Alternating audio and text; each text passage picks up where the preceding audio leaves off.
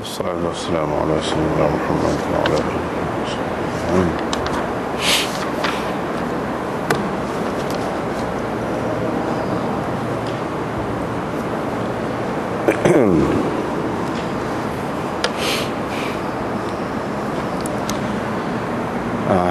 InsyaAllah malam ni kita sambung sikit lagi hak baru ni. Sebab hadis hak selepas ni pada kaitan dengan hak tu juga. Jadi baru ni kita sudah terangkan bahawa kedua-dua aliran yang mengatakan amin ini dipederah sebutannya, dan satu lagi aliran yang mengatakan qaha, sebut qaha amin itu. Kedua-duanya adalah berpunca daripada hadis yang sama. Asasnya ialah hadis yang sama, cuma berbeza dari segi dua orang perawi dalam meriwayatkannya. Yang satunya dengan menyebutkan rafa'a biha sautahu, Nabi SAW mengangkat suaranya, yakni untuk menyebut amin itu. Dan riwayat satu lagi iaitu riwayat Syu'bah. Yang pertama riwayat Sufyan Ats-Tsauri, berderah. Satu lagi riwayat Syu'bah, dia kata dalam riwayat ni juga daripada Wa'il bin Hujr juga, iaitu wa khafadha biha sautahu, yakni Nabi SAW merendahkan suaranya, yakni tidak seperti bacaannya bacaan surah Fatihah tu, tidak seperti itu. Derahnya sapas itu dia qaha, amin itu dia sebut qaha. Riwayat tu riwayat sama. Baru ni sebahagiannya kita sudah bincang dah. Malam ni sikit lagi, oleh kerana hak selepas ni pada kaitan juga dengan ni. Kalau ada kitab ni, sama-sama ada kitab ni, Badlul Majhud Maulid Ibn lah, pada muka surat 226, dia sebut tengah tu.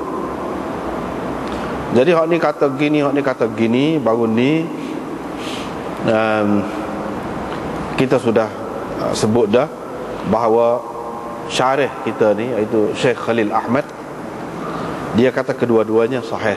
Kedua-duanya sahih. Cuma masalah tarjih lah. Hak ni tarjihkan hak ni tarjihkan riwayat orang ni.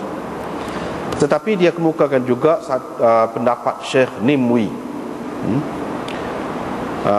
Syekh Nimwi ni tu tengah tu, dia pilih satu jalan yang lain dalam menyelesaikan hadis ini. Kerana dia kata dalam kitabnya Atharus Sunan, Syekh Nimwi ni pun orang India juga. Atharus Sunan, Nimwi itu gelaran dia lah. Nama dianya Zahir Ahsan. Zahir Ahsan. Dalam kitab dia Atharus Sunan, dia kata hadis Wa'il bin Hujr ini muttarib. Muttarib. Walaupun dari segi sanadnya adalah sanad yang sahih, tapi dari segi matan dia tu tak kemah. Tak kemah. Muttarib maknanya tak tetap. Ittirab ataupun muttarib ini adalah satu sifat hadis dhaif.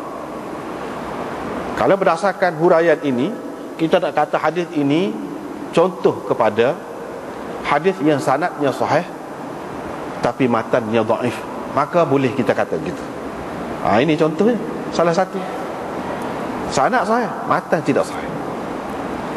Kalau kita tengok dari sudut dia nak ayat, iaitu sebab hadis ini muttarib, kata dia. Sebab itulah Imam Malik tak sepakai. Tak sepakai hak ni, dia pakai hak lain. Idza ammana al-imam fa'aminu. Hak kemudian kita akan jumpa dalam Bukhari, dalam Muslim pun ada hak tu. Hak ni tak ada. Bukhari Muslim pun tak ambil hak ni. Sebab apa Bukhari Muslim tak ambil? Sebab ada unsur sana lah. Ada benda sana ni. Benda ni lah yang mana orang biasa tidak nampak, tapi ulama hadis dia nampak. Dia ayat sini wajah ittirabnya. Sebab apa kita kata hadis ini muttarib? Tidak tetap kedudukan matannya itu. Sebabnya kalau kita lihat kepada riwayat Sufyan Ats-Tsauri, maka hadis ini dengan lafaz wa rafa'a biha sautahu di akhirnya. Dan kalau kita tengok pula kepada Tariq Syu'bah, dia kata wa khafadha biha ataupun akhfa biha sautahu. Dia kata gitu. Kedua-duanya sama ni, sama sedap orang ni. Di setiap lapisan itu sama sedap. Dan lapisan Syu'bah dengan Tsauri ini pun sama sedap. Di sinilah berlaku ittirab. Ittirab ni mana dua riwayat tu sama-sama sedap. Walaupun sama sedap tapi berbeza. Jadi ittirab lah. Jadi ittirab lah. Dan hadis yang seperti itu dipanggil hadis muttarib. Sebab Sufyan pun meriwayatkan daripada Salamah dan Syu'bah pun meriwayatkan daripada Salamah. Hak lain-lain lebih kurang ya, sama-sama kuat. Oleh kerana dia sama kuat itulah, tapi berbeza isi dia, jadi muttarib lah.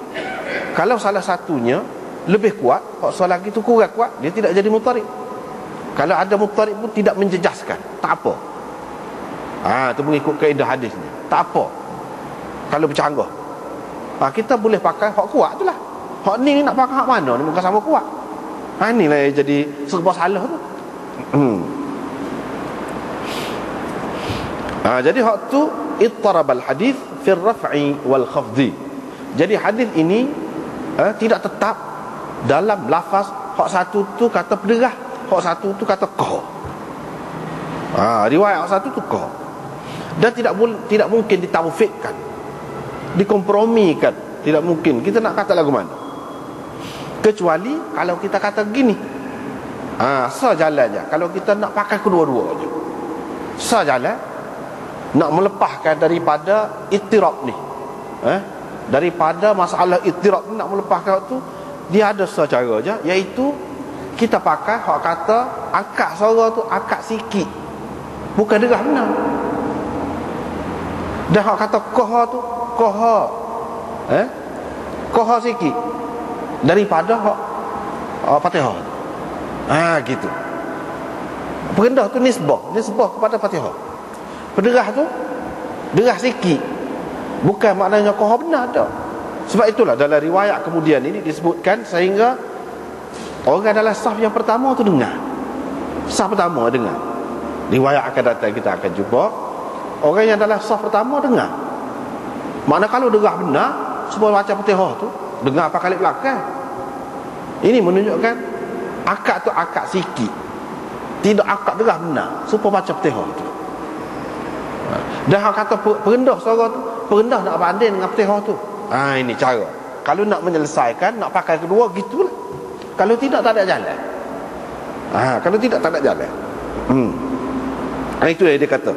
Illa an yuqal innahu arada birraf'i raf'an yasiran bihaythu sami'ahu man kana yalihi min as-saff al-awwal wa bil khafdi annahu lam yajhar kat takbir wat tasmi'. Sebab takbir, sami Allahu liman hamidah, derah lagi. Tidaklah gitu. Hak kata qah tu tidaklah sederah Allahu akbar, sami Allahu liman hamidah atau baca Fatihah, tidak sederah. Wa kaifa ma kana yadullu bi zahirihi ala anna an-nabiy sallallahu alaihi wasallam lam yadhumma ma'aha kalimatan ukhra wa lam yaqulha illa marratan wahidah. Kok mana-mana pun kita nak ambil hak riwayat hak Syu'bah ke, kita nak ambil riwayat Sufyan ke, kok mana-mana pun ya jelasnya zahir dia ni menunjukkan bahawa Nabi sallallahu alaihi wasallam sini tak tambah gapo-gapo hak lain selain daripada amin tu, tak ada. Dan dia kata amin tu sekali je, kok mana-mana pun dalam riwayat kedua-dua mereka ini tak ada tambah dan tak ada kata ulang, sekali je. Kok mana-mana pun riwayat ni hanya menyebutkan gitu. Tapi itu masalahnya. Kalau kita tengok riwayat yang lain pula, lagu lain ceritanya, juga riwayat daripada Wa'il bin Hujr, sahabat Nabi yang sama juga. Misalnya dia sebut, Tabarani mengemukakan hadis ini dalam Mu'jam Kabirnya daripada Wa'il bin Hujr juga. Perawi sama. Cuba kita perhati, perawi sama. Dia kata saya melihat Nabi SAW dakhala fi shalah, masuk bersembahyang, bila dia selesai baca Fatihatul Kitab, qala amin thalatha marrat. Dia kata amin 3 kali. Pula intaha, habis kata. Qala al-Haythami fi Majma' az-Zawaid, rijaluhu thiqat. Haythami kata dalam Majma' az-Zawaid, perawi dia ni orang-orang kemah ni. Jadi maknanya kalau kita perhati hari ni, satu hak tak serupa dia nya, matan dia tu, isi dia tu, hak tu kata derah, hak tu kata kohok. So, hak tak serupa. Jadi ittirab situ. Yang keduanya, hak dua-dua tadi sekali je aminnya. Cuma beza dengan derah dengan kohok, tapi sekali. Hak kata tu amin, tak ada gol lain dah. Tetapi dalam riwayat ni dia sebut 3 kali kata amin. Bagaimana? Sedangkan daripada perawi yang sama, Wa'il bin Hujr juga. Ini menunjukkan tidak tetap, tak kemah. Tak kemah ni lah yang jadi tidak sahih tu. Itu dia. Wa akhrajat Tabarani wal Baihaqi. Tabarani juga dan Baihaqi meriwayatkan daripada Wa'il bin Hujr lagi.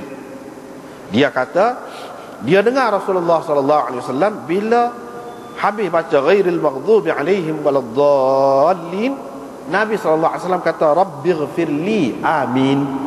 Gitu pula perawi sama. Inilah orang panggil contoh hadis muttarib. Matannya, matan dia tu, isi dia tu tidak tetap, sekali gini, sekali gini, sekali gini. Tetapi riwayat yang kedua ni, Tabarani dan Baihaqi ni, dalam sanad dia ada Ahmad bin Abdul Jabbar. Ni kata Nimwi. Haythami berkata dalam Majma' az-Zawaid, walaupun Daraqutni mengatakan dia ni orang thiqah dan Abu Quraib memuji dia, tetapi sekumpulan ulama-ulama hadis mengatakan dia ni dhaif. Dhaif, mana ada khilaf lah tentang dia. Ibnu Adi kata saya tidak ada nampak mana-mana hadis dia yang mungkar. Maknanya Ibnu Adi ni dia terima. Maknanya dia kata saya tidak ada nampak mana-mana hadis dia yang mungkar. Apa maksud dia kata gitu? Kalau orang yang mengaji hadis dia faham. Mana orang ni tidak meriwayatkan hadis mungkar, maknanya dia tu tidak dhaif. Kalau dia tu perawi dhaif, dia meriwayatkan hadis bercanggah dengan orang lain, mungkar. Ni dia ni sendiri tidak dhaif. Okey. Lepas tu dia riwayat tidak bercanggah dengan orang lain. Ataupun kalau bercanggah pun dia tu kuat, tidaklah jadi mungkar. Gitu. Lepas tu Mulla Aliul Qari dalam Mirqa' dia kata Tabarani meriwayatkan dengan sanad la ba'sa bihi, yang boleh kira lah, tak apalah.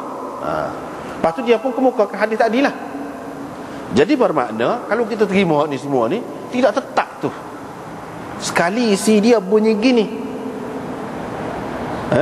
amin derah.